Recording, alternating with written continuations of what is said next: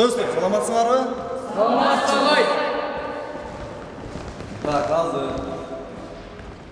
волейбол боюнча көрсөтөбүз. Оңго кылабыз. 5 фут чукайбыз. Андан кийин 2 фут жай басабыз. Андан кийин разинка кылабыз. Андан кийин волейбол жөнүндө көнүгүүлөр, упражнениялар кылабыз. Чабуу жасайбыз, подача, блок коебуз.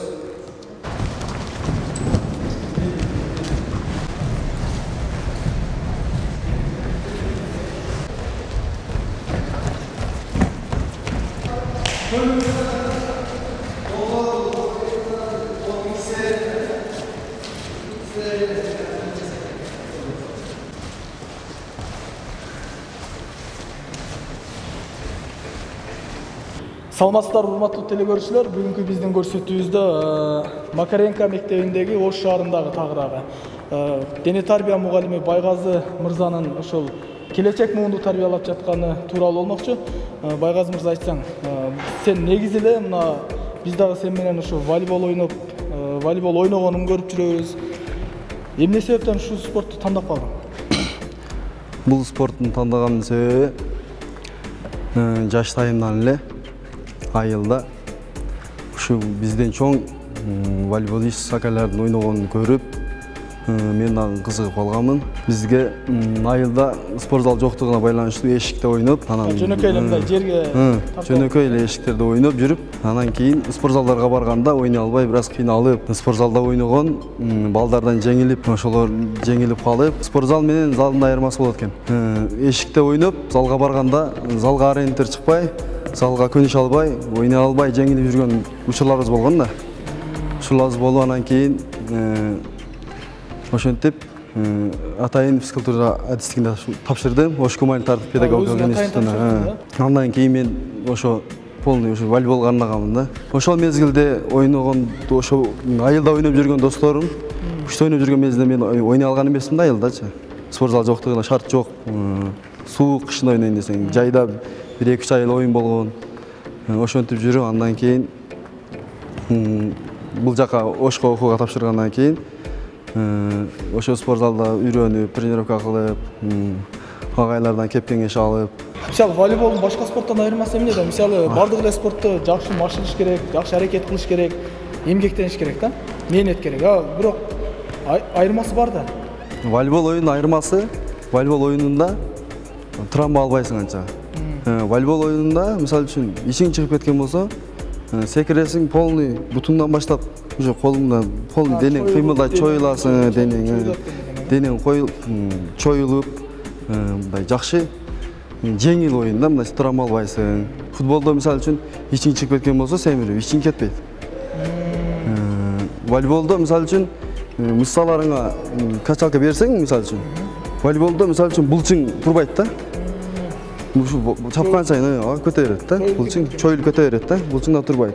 Волейболдо основной пут. Волейболдо пут күчтүү болуш керек. Демек, муткан нагрузканы көбүрөөк бериш керек, андан кийин волейболдо пресс күчтүү болуш керек. Себеп ушул пут секиресиң, буттан чыккан удар, буттан чыккан бойдон ушу колдон чыгып чабасың да. Атак путуңда, белиңде күч жок болгон болсо, волейболду ойнош бир аз кыйыныраак болот. Бул канча жаштан кабыл аласыңар, мисалы, машыктырганы? Машыктырганы азыркы учурда 14 жаштан кабыл алабыз. Неге андан жаш болбойбу?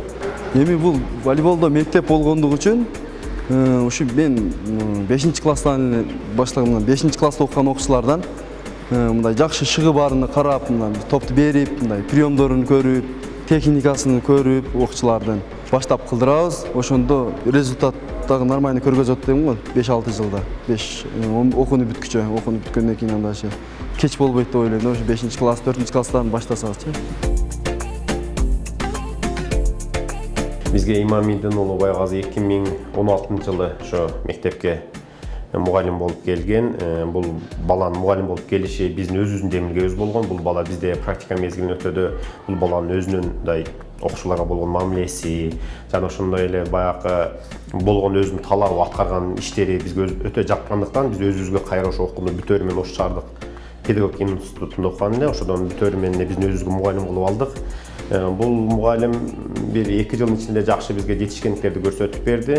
2017 жылы 2017-2018 окуу жылында волейбол түрү боюнча биздин кыздар 3-чү орунда, ал эми балдар 1-чи орунда эледи. Ошо Ош шаардык 56 мектептин арасынан ал эми быйыл мына Спартакиада өткөндө 73-чү Спартакиада биздин ошо Макаренко орто мектеп гимназиясынын балдары 1-чи орунду, жана кыздары да 1-чи орунду эледи. Бул абдан бизге бир чоң ийгилик. Не дегенде биздин баягы байгаза тарбияланып аткан балдардын көпчүлүк дээрлик бир 90% 8-7 класстарда, ал эми 10-11 класстарга чакта буларды мен жакшы эле деңгээлге жеткирет деген ойдобуз. Баягы тактикасы, оюнду үйрөткөндүгү өтө жакшы. Не дегенде өзүнүн практикалык жагы да жакшы, өзү да өзү спейси волейбол болгондуктан волейболду өтө жакшы ойнойт. Окуучулар да ошо өзүнүн көрсөтүүсү менен окуучулар абдан өзүнө тартат. Ойлойм мен Байгазыны да бир ушу биздин ушу темпте келсе да бир 2-3 жылдын ичинде жакшы бир окуучулардын бүтүрүп бир клуб ачканга дагы жагдайы бар. Биз да Кудай кааласа жөн турбайбыз, жардам беребиз. Ушуга документациясы боюнча биз да ошо келечекте оюбуз ушундай бир өзүбүздүн ушу Гароно тарабынанбы же ушу мектеп аралык кылабыз, ушу бир лицензия алып, бир волейбол клубун ачайлы деген максатыбыз бар.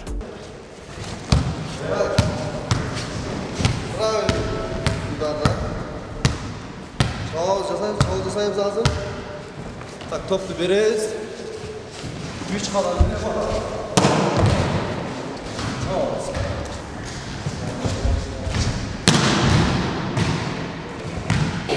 Мен волейбол тандаган себеби мен агайымдын ойногондорун көрүп кызыгып волейболго катыштым. Бизде агай көп нерселерге үйрөтөт. Биз келечекте Кыргызстан намысын коргогон спортчулардан болғымыз келет. Агайыма ушунча даражага жеткирген үчүн чоң рахмат. Дагы чоң пикирге жетебиз. Sen abi 10 жылдардан чабасың. Мына жерден турасың дагы. Топко барган.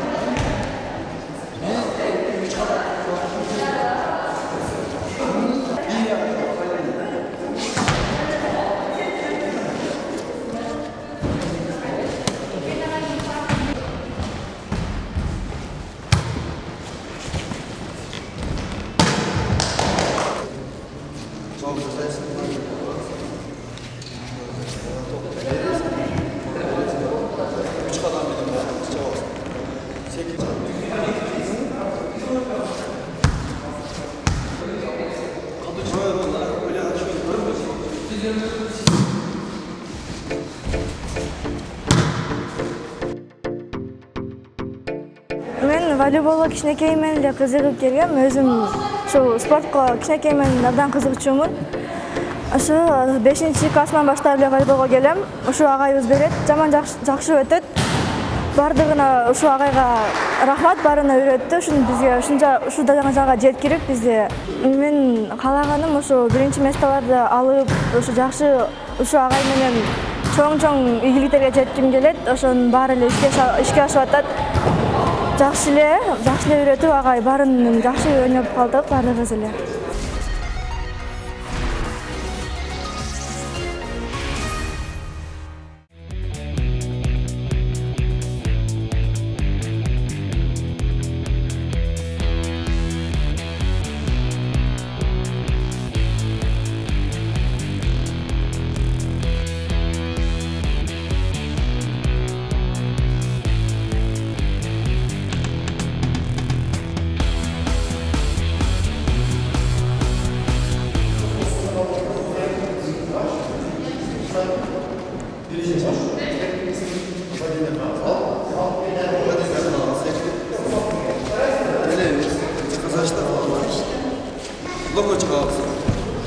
Blok çıkağız.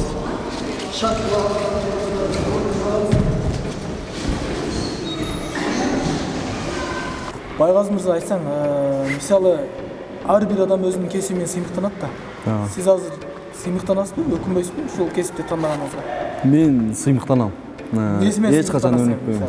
Мен себеп ушу специмди туура тандап, ушу волейбол адистиги боюнча окуп, специм волейбол, скульптура педагог болуп окудум, вообще скульптура сабагы боюнча, дене тарбия боюнча.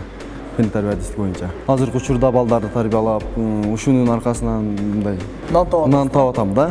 Күндө иштешем да, күндө күрөжө өтөбүз, башка мектептерге алып барам. Шаарда общий мектептерге алып барам, анча-мынча дельфинге алып барам. Ошондогу күчтүү оюнчуларды көрүп менин окуучуларым да өссүн деп ошолорго ойнотом. Ош шаар эле эмес, Кара Суу райондорун алып чыгам. Алып чыгып мен айтайын деген, мен журналистмин да. Мен өзүмдүн кесибиме сыймыктуу адам. Кантип, мисалы, мен бардык кесипти изилдеп, ошол кесип кандай экенин ар бир адам менен мындай сүйлөшүп, ийне жибине чейин сурап, мындай кызыктуу да мен үчүн кесибим, сыймыктанам. Сиздики ошо эмнеси өзгөчө деп атам да, мисалы, же мындай ден соолук үчүн ошо кандай пайда жактары бар, ушундай айтсаңыз. Өзгөчөлүгү мен жашоомда азыркы моментте только спорт менен жүрөм. Ден соолугума жакшы, күндө кыймыл аракет, только кыймыл аракет менен досторубуз менен ойнойбуз. Мен ушул волейболду ойноп үйрөнгөнүмө эч качан өкүнбөйм. Мен үчүн бул волейбол оюндан өтө жакшы оюн. Биздин Кыргызстанда волейбол кандай өнүгүп атат азыр? Биздин Кыргызстанда волейбол акыркы 3 жылдан бери аябай жакшы балдар чыгып атат, жаштар. Орто Азияга чыгып ойношуп атат. Жакшы күчтүү балдар сыгыныз көп болуп, мурдагы мезгилге караганда азыркы мезгилде уровень бир аз көтөрүлдү десем жаңылышпайм да. Себеп клубтар түзүлүп, мурда клубтар жок болгон да. Клубтар түзүлгөн, спонсорлор көп болуп, ошо волейболисттерди кызыктырган адамдар көп болуп атат да, күчтүү тренерлер, каржылагандар күчтүү болуп, мурдага караганда оюндар көп өтүп, жаштар ошолорду көрүп, биринин аркасынан бири өсүп, жакшы деп ойлойм да. Азыркы учурда биз Кыргызстанда волейбол жакшы, шарт нормальный болду да, уже шарт жакшы болуп калды мурга караганда. Шарт деп калдыңыз, эми мына сиздин спорт залыңызды көрүп атабыз. Анча-мынча айрым колдоруңуз сынып калыптыр, окуучуларыңыз бирок ийгиликтерди жарататтыр, аракет катуу болуптур да. Эми бизде спорт зал бир аз эскирак. Спорт залдын ушу полу начаранан калган жактары жакшы эле. Ушул спорт залдын полдорун алмаштырса жакшы болмок. Алмаштырып бизге волейболный мындай шаймандарды алып келип ушундай неме кылабыз. Мамлекет жардам берип жардам болбой атат. Ушу полубузду алмаштырып бизге мына жанагындай шаймандарды алып берсе, мындан ары дагы жаш өспүрүмдөрдү тарбиялаганга аракет кылабыз. Ушу окуучулар менен иштешебиз, республикага чейин алып чыкканга аракет кылып. Окуучуларым Ош шаарында 4 зона бар. Амир Темур зонасы, первый берек, левый берек, кеңеш зона болуп 4кө бөлүнөт. Ошондон өзүбүздүн зонадан волейбол боюнча мен 2016 жылы келгем да бул жерге. 2016 жылы келгенде кыздар 3-чү местаны, балдар 1-чи местаны алган. Андан кийин 2017 жылы дагы кыздар балдар бирди, кыздар 3-чү местаны алган. Былтыры бир аз жакшы даярданбаганга место болбой калган. Быйыл жакшы даярданып, ушул зонабызда, өзүбүздүн зонабызда 1-чи местаны балдар алды, кыздар 3 алды. Жакшы ийгиликке жетишип атат. Менин балдарым жаш өспүрүмдөр. Бизде көбүнчө менин балдарымда 7-8 класстын окуучулары да, 9. Булардын келечеги алдыда, 2-3 жылда Кудай кааласа жакшы результат беребиз да.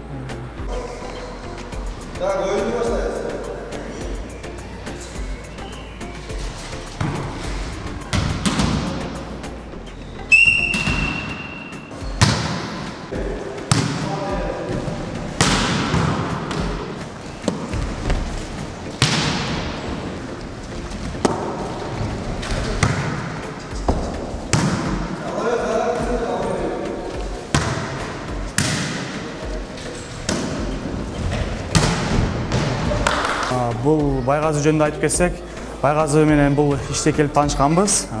Өзү жаш курабы бирдей, теңибиз. Анан мындай адамгерчиликтүү, адамга кылган мамилеси өтө жакшы.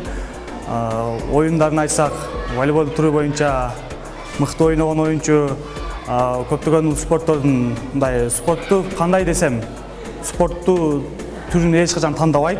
Кайсы оюн болсун бар жону алып кете берет. Так, мисал үчүн волейболдо прием, мисал үчүн үстүнөн алабыз да.